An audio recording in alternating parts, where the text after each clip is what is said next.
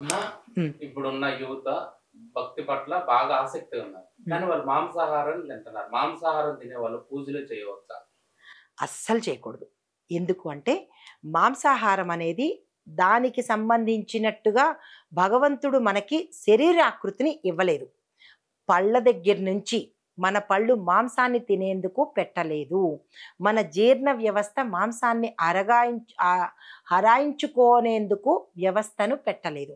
కానీ ఈ మాంసాహారం తినడము ఒక ఫ్యాషన్ అయిపోయింది. ప్రతి ఒక్కళ్ళు మాంసాహారాన్ని తినడమే ఫ్యాషన్‌గా పెట్టుకున్నారు. దానివల్ల ఏమిటి అంటే బుద్ధి మందగిస్తుంది, నాలిక మందగిస్తుంది. దీంతో పాటు మనం ఏ పూజలు చేయాలన్నా అర్హతను కోల్పోతాము.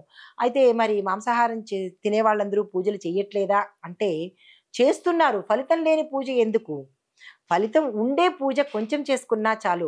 గంగిగోవు పాలు గరిటెడైనా చాలు అన్నట్టు మనం చేసే పూజ ఒక నిష్టగా, నియమంగా కొంచెం సేపు చేసినా విశేషమైన ఫలితాన్ని ఇస్తుంది.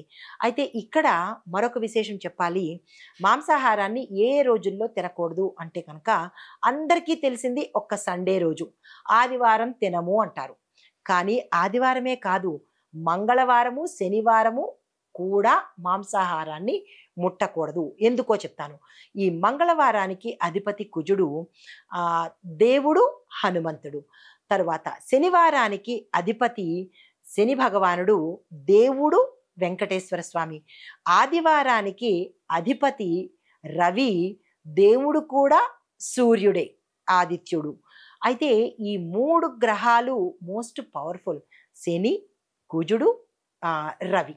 మన జాతకంలో ఈ 3 గ్రహాలు మాంసాహారం తినడం వల్ల జ్యోతిష్యపరంగా మనకి ఉన్న శక్తిని తీసేస్తాయి. మనకి రావలసిన బెనిఫిట్స్, లాభాలు ఏవైతే ఉన్నాయో అవిని దక్కకుండా చేస్తాయి జ్యోతిష్యపరంగా. అయితే ఇంకా భక్తి పూజలు చేయొచ్చా అని అడిగారు. మాంసాహారం తిని చేసే పూజ నిష్ఫలితము. ఆ రోజు ఆ పూజ చేసే రోజంతా కూడా తినకూడదు. ఒక్క పూజ నిమిత్తమా కాదు. ఉదాహరణకు సత్యనారాయణ వ్రతం చేశారు, లేదా అంటే ఏదైనా వ్రతం చేశారు, నోము చేశారు, ఒక పండగ చేశారు. కానీ పండగల్లోనే మీరు ఎక్కువగా తింటారు. దానివల్ల పూజ నిష్ఫలితం అయిపోతుంది. దీంతో పాటు రావలసిన ఫలితం రాకపోగా ఇంటికి చేటు జరిగే అవకాశం కనబడుతోంది. ఈ 3 రోజులు తప్ప తినాలి అని అనుకుంటే ఇక తప్పదు కాబట్టి తినండి. కానీ మాంసాహారాన్ని మానేసిన తర్వాత మీలో తేజస్సు పెరుగుతుంది, వాక్శుద్ధి కలుగుతుంది, మీ బుర్ర చురుగ్గా పనిచేస్తుంది. అంటే ఇక్కడ మనకి మాంసాన్ని, జంతువుల్ని తినమని భగవంతుడు సృష్టించలేదు. మనతో పాటు అవి బతకడం కోసం సృష్టించాడు. కానీ అవి బలహీనులు కాబట్టి దాని మెడ విరిచేసో, కాలు విరిచేసో, చంపేసో తినడం నేర్చుకుంటున్నాము. ఇది అటవీ కాలంలో ఒకప్పుడు తినే పదార్థాలు లేనప్పుడు అడవి మనిషి చేసిన పనిని ఫ్యాషన్‌గా ఇప్పుడు గూడా మనం చేస్తున్నాము. ఫలితాలు కూడా ఇప్పుడు గూడా పొందుతున్నాము. అప్పుడంటే మనకి కాయలు, పళ్ళు ఏవి తినొచ్చో, తినకూడదో తెలీదు. కాబట్టి ఎదురుగుండా ఆకలిని చంపుకోవడం కోసం మాంసాన్ని అప్పటికప్పుడు తిన్నారు. కానీ ఇప్పుడు రోజుల్లో అంత గతి లేదు కదా! అటువంటి పరిస్థితి లేదు కదా!